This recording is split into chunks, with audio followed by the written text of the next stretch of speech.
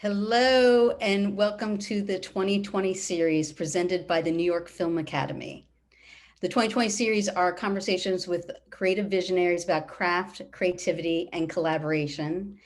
We will do 20 minutes of deep diving into craft talk and tech talk and industry excitement, and then 20 minutes of answering questions from you guys, the global audience.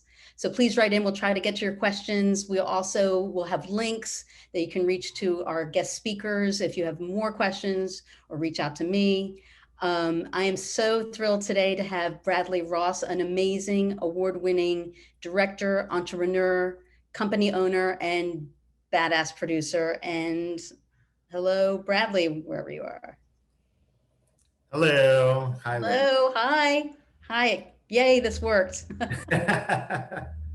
So, Bradley, you cross every level with the against the stream. You're a director, you're a company owner, you're an editor, you're a producer. What is the glue that keeps all those together?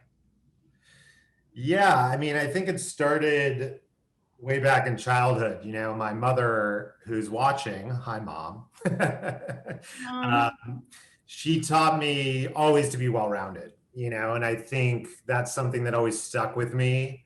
I think a lot of people thought I had ADD when I was little. I don't know if I actually do, but I think there was always a sense of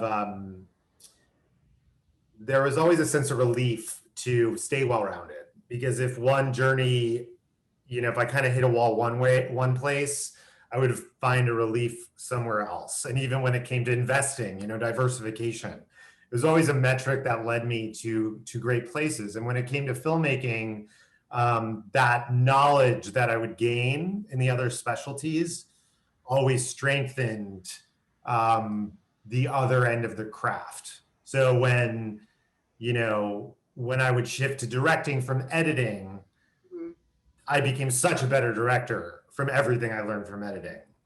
And certainly putting producing into the mix, having knowledge of those other areas just made me that much stronger and that much better. And it also just allowed me to be a stronger collaborator all along the board, because I could always sympathize and understand what all of the other people around me were going through, instead of getting frustrated by what was happening, because I just could relate. And we were talking before in a previous conversation about, like, now is the time that that you can be proud of being multi-hyphenated. Right. And what do you think has happened in the industry? Because it used to be like, oh, you have to be the auteur director. Oh, you can only do that. Oh, you're diversifying. We don't know what you do. Right. Well, I think, what's different now is in my 20s, I had to fight the stigma of being someone who did a lot. I think that was about 10 years, 15 years ago. And I think back then in the early 2000s, it was like, oh, well, people who shoot and edited and did this were lower quality. But now, as budgets have shrunk, I think it's just an expectation that, you can't really do one thing.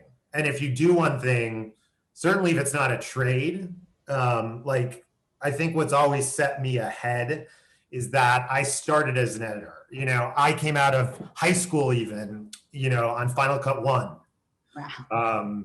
In 2001, that's when I graduated high school. R.G. Cutler had done a series in my high school, a docu-series called American High, and he donated the first Final Cut Pro system. So I was really lucky and fortunate that I was in the right place at the right time to learn that system. And having a trade really set me ahead of it, because I knew how to do something with my hands that was tangible, just as much as a plumber knew how to fix a pipe in a toilet. I mean, like, literally, I lied about my age, when I got opportunities in New York City. And I was able to become a full-fledged editor. And that made all the difference in the world. And nowadays, that's an expectation. Like, you better be an editor and a director, or a DP and a director, or a writer and a director. Very rarely am I meeting someone, a colleague that I'm producing for or I'm directing for, that's just a director. There's just not, those people just, unless they've been in the business for 20, 30 years, they just aren't sticking out in the crowd strongly enough, so In what way? In what way? Because how do you not dilute, I guess, your abilities by spreading them out? I think they're just not loud enough. It's like it's a very competitive field. I mean, filmmaking, everything's very competitive these days. And so with social media and everything, it's just like, in life, the expression, the squeaky wheel gets the grease, and in opportunity, it's, the loudest voice is getting the attention. And again, it goes back to diversification. It's like the more places you can be, the more people that see your name, the more people you interact with, your odds are greater at success. And so it's not necessarily that you're this amalgamation of creativity. It's just more that you have more opportunity because you're pervasive. You're out there every day, you're being seen. And so as you find your people and you're with these various networks, and one day you're a first AC on a set, the next day you're a DP, then you're editing here, and then you're like, wait a second, I have this independent film, and then you catch the right wave and you put all your crafts together. Suddenly it's like, oh wow, because the way independent film gets made, it gets made by 3 people, for over the span of 2 years, and then a lot more behind them. But I'm saying like the pioneers or the leaders of the project, the sufferers that we all are as filmmakers, like the people who see it through to the bitter end are like 2 or 3 people, not 100 people. Totally. Totally. You're lucky if you have 2 to 3. It's lucky yeah, that yeah, true. Yeah. And so how did you, because what's really fascinating to me is that you've been doing features at a high end and you've been doing commercials and advertising at a high end. And usually those are very separate fields and not so much dabbling goes on, or there's a condescension, from features to, they want the money, but they don't really want to do the commercials. And how's that fed you, both sides? Yeah.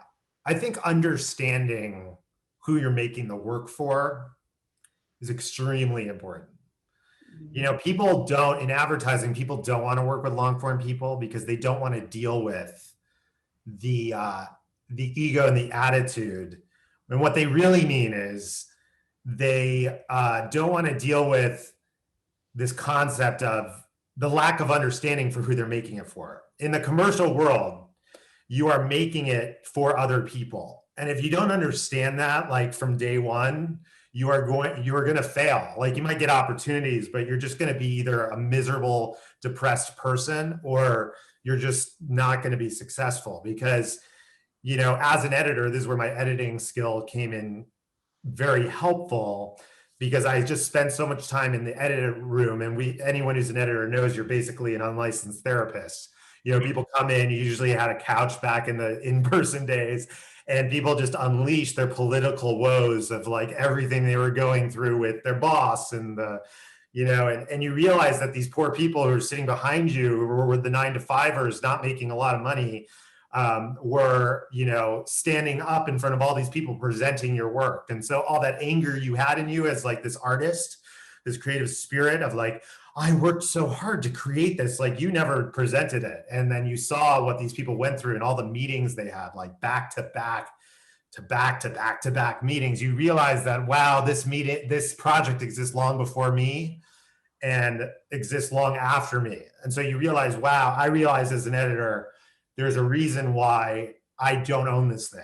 And so as a director and as a production company, my job is to fulfill other people's dreams. Like the best compliment I ever got when someone asked me, like, because Manhattan, our company, Showtime asked me to start the company. A senior vice president there, Chris Kropp was his name, he's retired now. He was like, you should start your own company. I'll do whatever I can to help you because I need you to start this company, because you, as an editor, you are doing far more than editing and you make me look good. That was his expression. You make me look good. because I really understood that my work was making him in his role successful. Now, in filmmaking, that's the fun part. You're probably not going to make a lot of money doing it for quite a while, but that's when you can say, this is for me. So shift to the other degree. When I was editing and co-producing Cartel Land, we had a great executive producer, and whenever we were stuck with making a creative decision, his response was not, do what's best for the audience, do what's best for the investors. His response was, the investors and the people who have given money for this are investing in your creative vision. So do what you think is best for the creative vision, because that's filmmaking. If you start listening to everyone in the audience when you're making a movie, you're going to have a watered down piece of garbage that isn't going to make sense and is trying to speak to everyone. So if you want to play in both worlds, which few people do, you have to understand that in the commercial world, if you want to cash checks, you're making it for other people, and you better let your clients know that you respect that and you're willing to do it for them.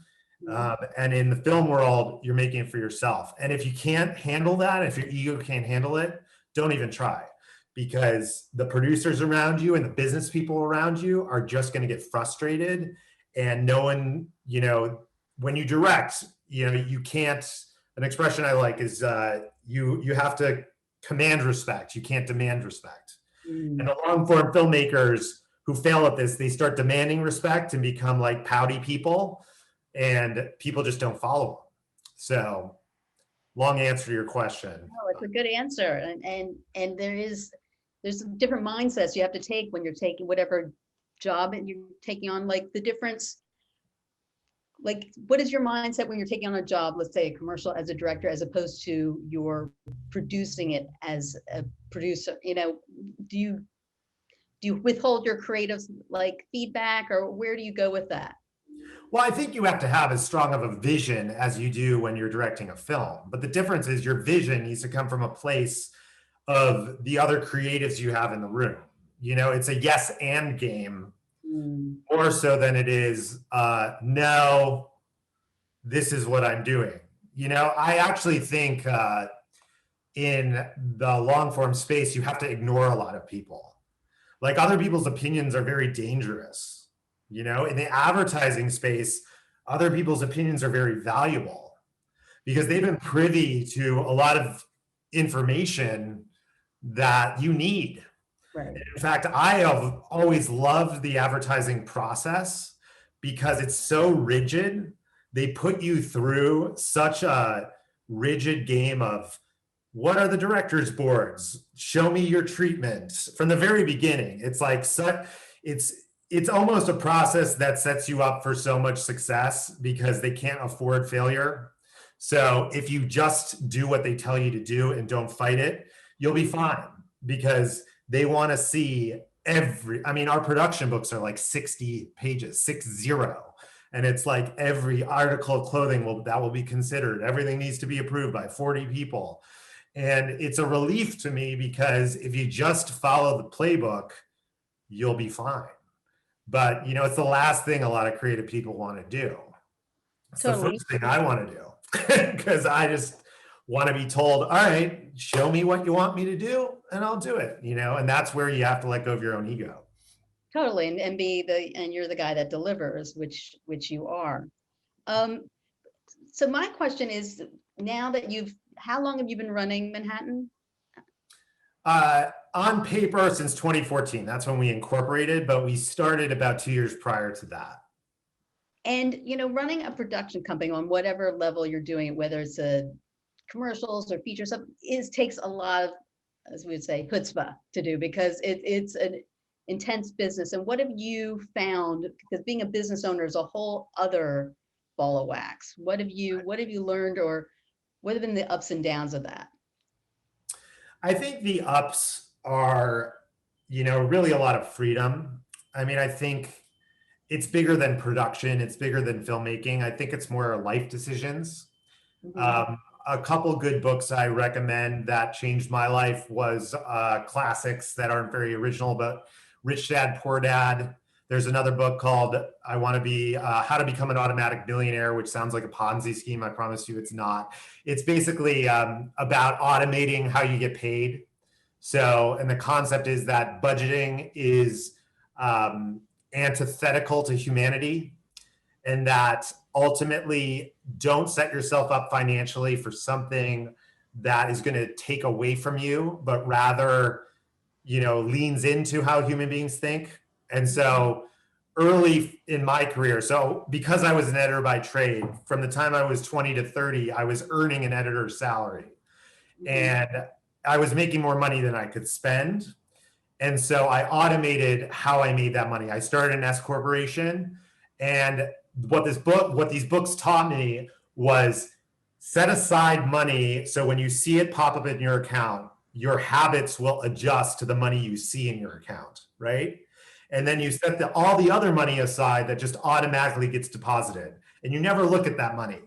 And so because I did that from my 20s to 30s, I amassed a nest egg that has carried me through. So now I'm in my late 30s. I've been able to have the freedom to pursue riskier endeavors than have to every single day work for somebody else. So the positive is that I can choose to wake up every day and work and choose to work on projects the way I want to work on them. That's the huge positive. And that's because I planned for a 10-year period of time, not knowing 10 years ago what I wanted to do, on how to become financially stable in a period of my life where I didn't have any responsibilities other than really myself. Right.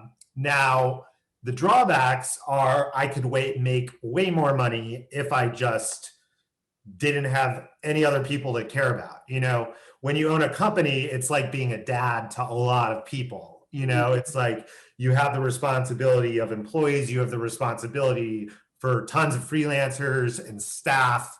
And, let's face it, we all care about what other people think. You have a lot to lose every single day.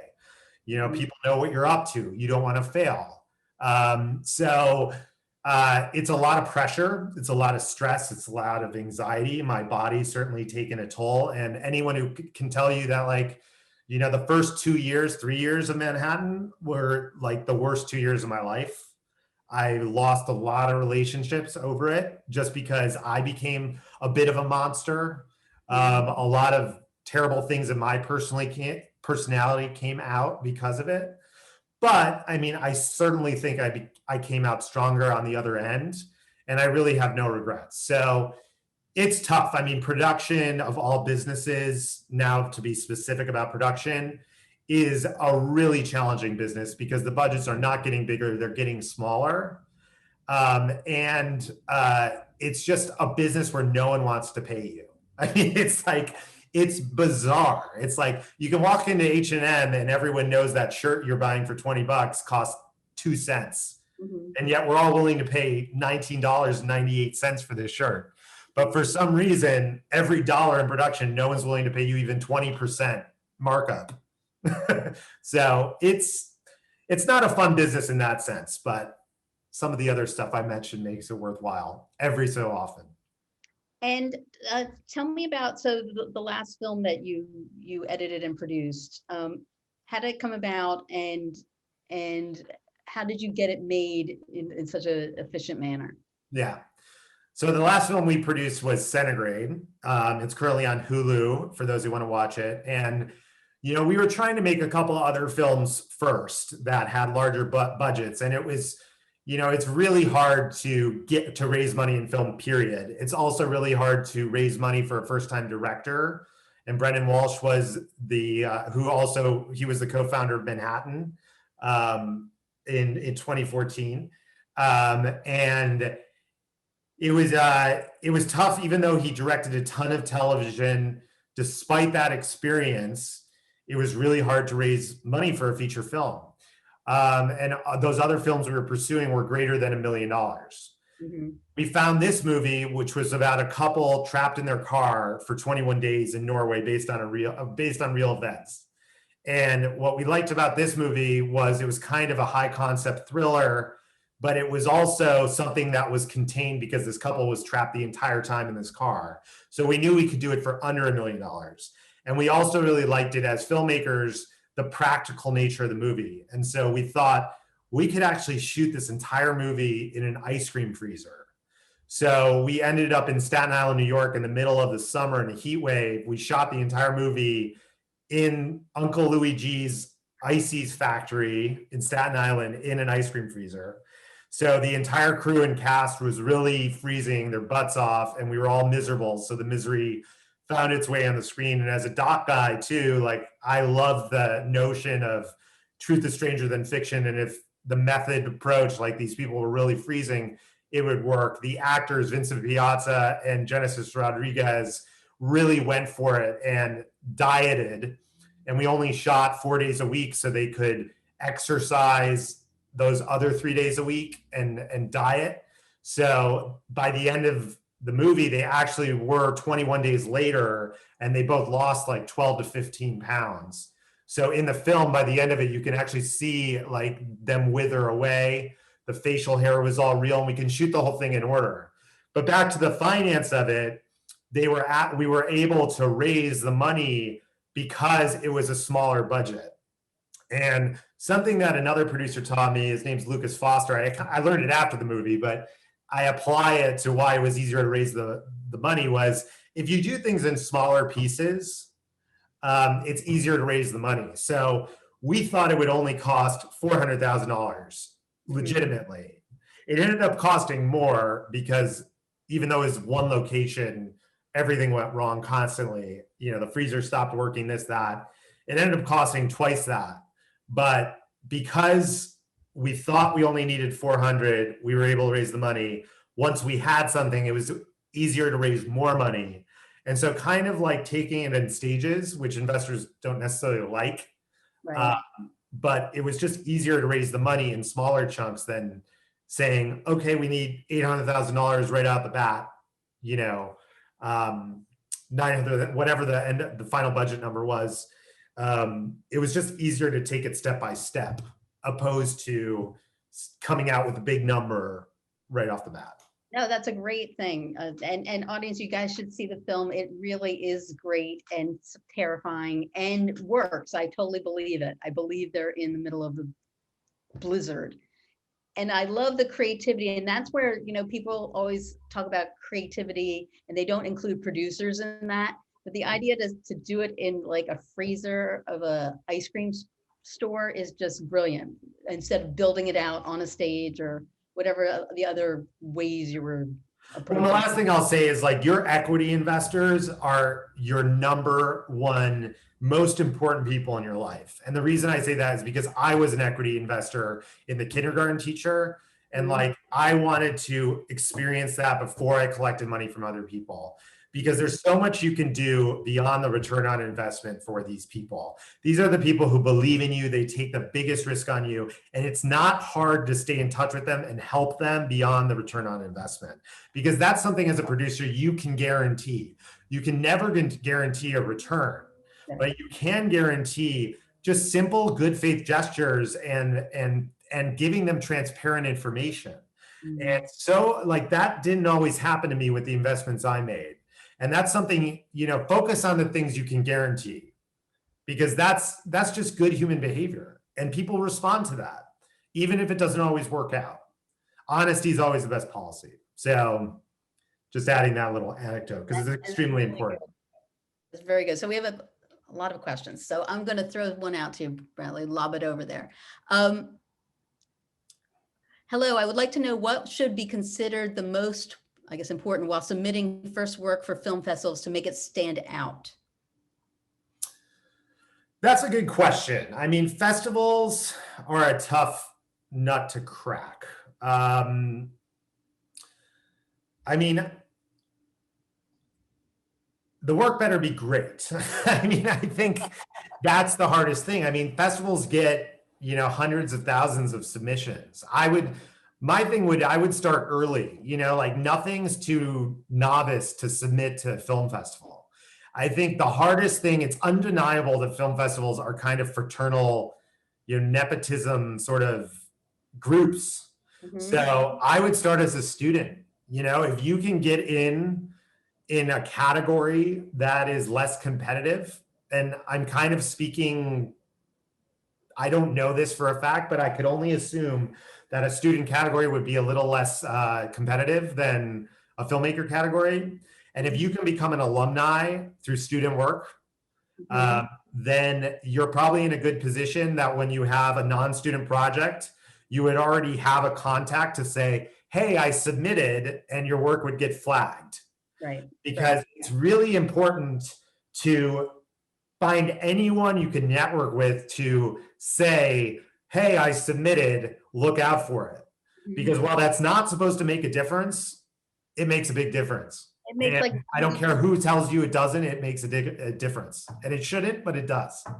So, well, understandably, because there's getting so many things, and if someone's cousin that you know sent the film in, and you're on the jury, you're going to look at the cousin's film first, just because that's human nature. And yeah. it is like anything in the business. It's terribly a lot about not who you know, but who respects you, Right. and also who jives with you, or who, if you can give the aura that they could respect you. And my encouragement to that question would look beyond the festival. Festivals are not the only approach to success these days. And in fact, when you have a good movie, it could really slow down the return on investment for your investors.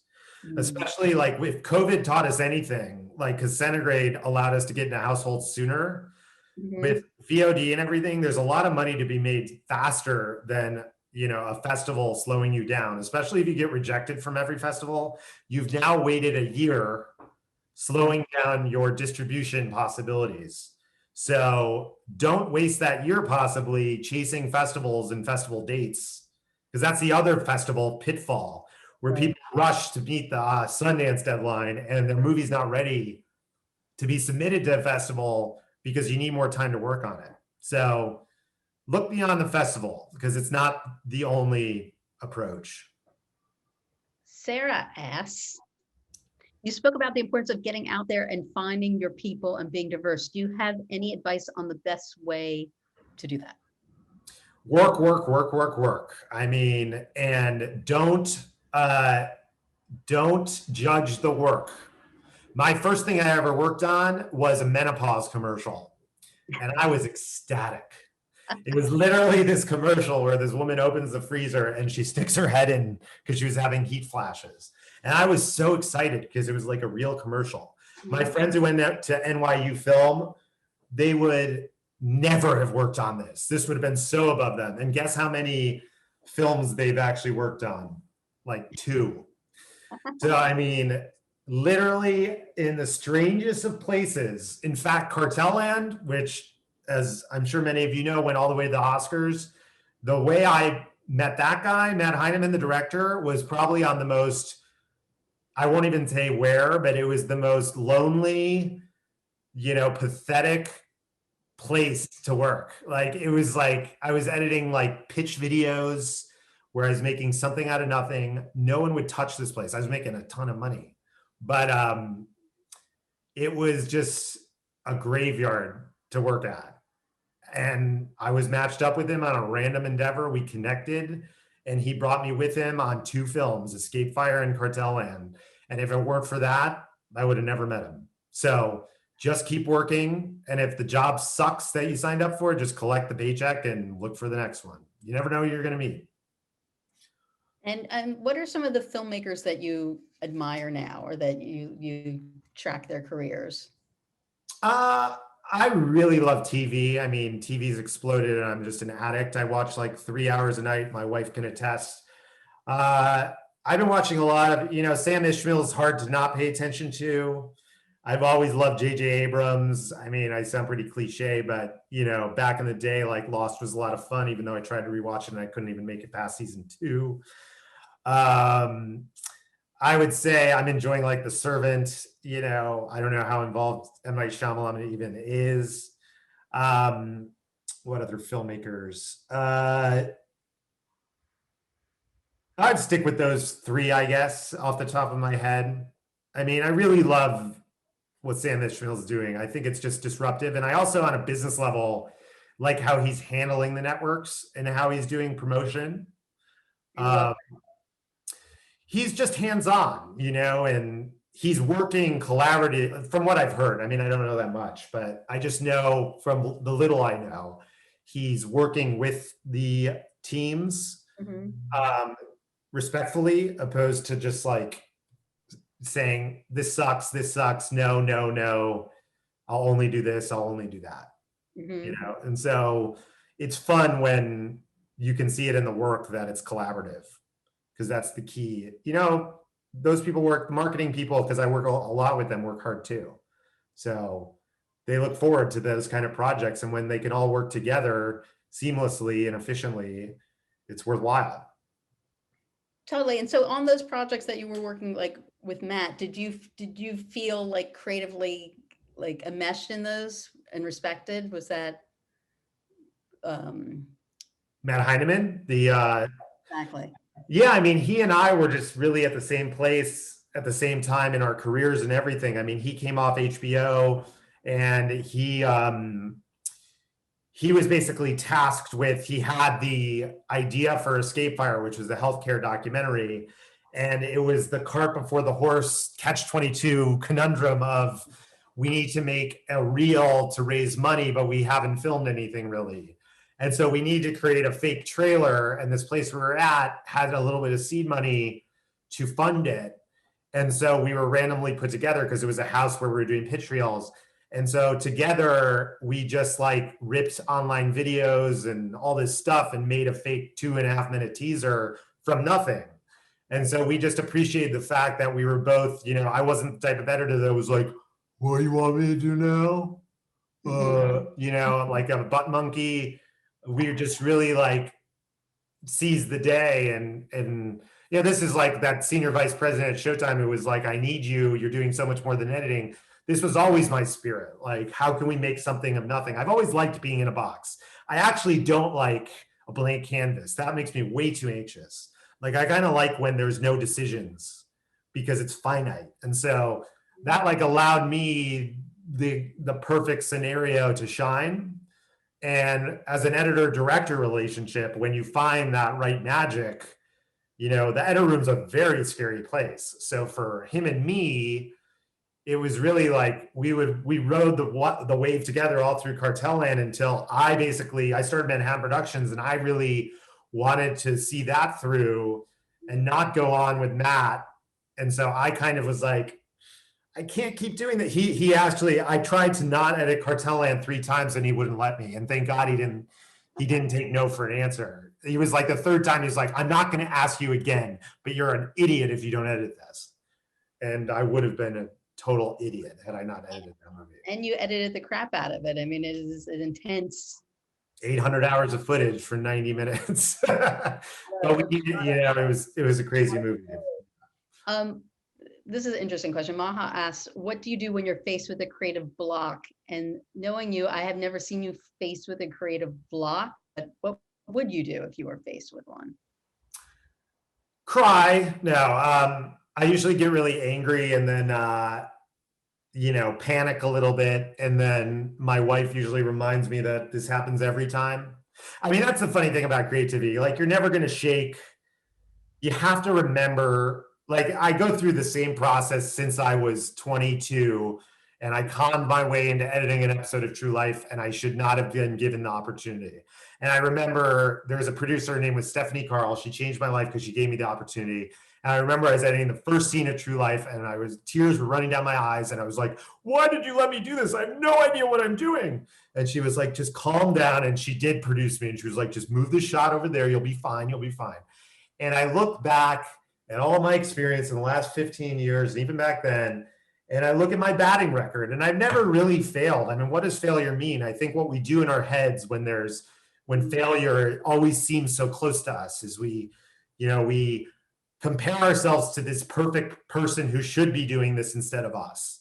And we put this imaginary person on a pedestal, and these people don't exist. Everyone's flawed, right? And so I look back at my previous experience and I look at my batting average, and it's pretty much 100%. I've never really failed. And so I try to just calm down and remember, why would I fail this time if I've never failed before?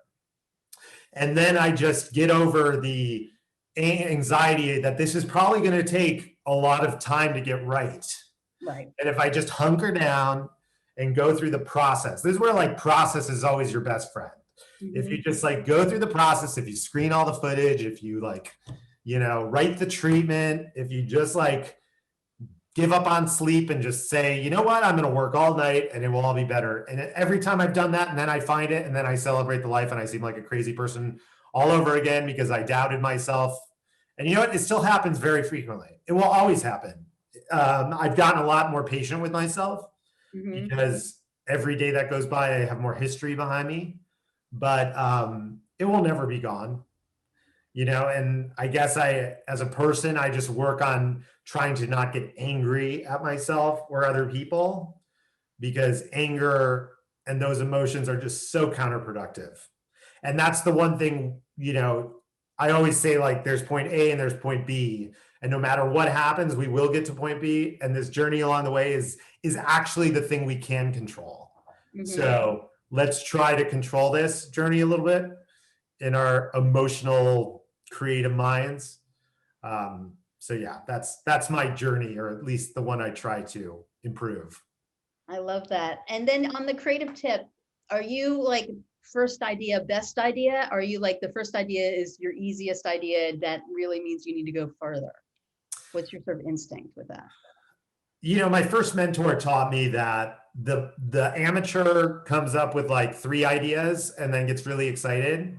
And the professional comes up with 3 ideas and then 50 more. And I don't know who I've become over the years, but I actually respect that first piece of advice, because I think people who pay you, or, the professional, you have to play out more ideas. And I'm guilty of falling in love with my first idea every single time. I'm not going to say I don't do that, but I will say, this is why it's important to have collaborators, because I think, naturally people are always going to want to have skin in the game that are your partners, that are your collaborators. Like, they're not just going to be like, you're a genius, your idea is great. They're going to want to have ideas. And so when you work with other people, they're going to push you into other ideas, and then you're going to come up with better ideas. So I don't know what the right answer is, but definitely, certainly if you're getting paid, you owe people more ideas. And this is where having a partner is important, because you should never just have 3 ideas. And you should push, and you just never know what you can find. And that's why time is important too. Like, sleeping on it, no matter how fast you are, like as an editor now, because I've been doing it for so long, and because as an editor, even in projects we work on together, Liz, like, I'm involved from the very beginning. So by the time I sit down to edit it, I edit it in like 20 minutes. But I need to have breaks and I need to sleep so I can allow the creative process to spread, so I can come up with new ideas, because I need time in order to do that. Yeah. So even though I'm fast, I need to give myself the space to think of new things. Totally, 100%. So Bradley, we're sadly at the end of our time. Where can people not harass you, but reach out, either find out more about Manhattan, maybe reach out if they have, I don't know, opportunities, questions, thoughts? Definitely. I mean, I would say visit our website, manhattanproductions.com, and feel free to get in touch with us. I think there's a contact there, or they can reach out to Suji, who's our office coordinator.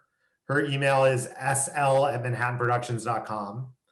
And she can coordinate sort of, we do have internships. I don't know how that's going to go with the whole pandemic and everything, but certainly if people are looking to get in touch, that's probably the best avenue. But we're always looking for crews, PAs and beyond. We're always building our our crews and filmmakers and so on and so forth. So that would be the best way. Thank you. Well, thank you so much. This has been like super fun, and it's just Thank you. It's a privilege to be here, and I'll never forget when I was an intern in the city. I always stared at New York Film Academy in Union Square. So I lived in U-Haul. So thanks for having me. It was full circle for me.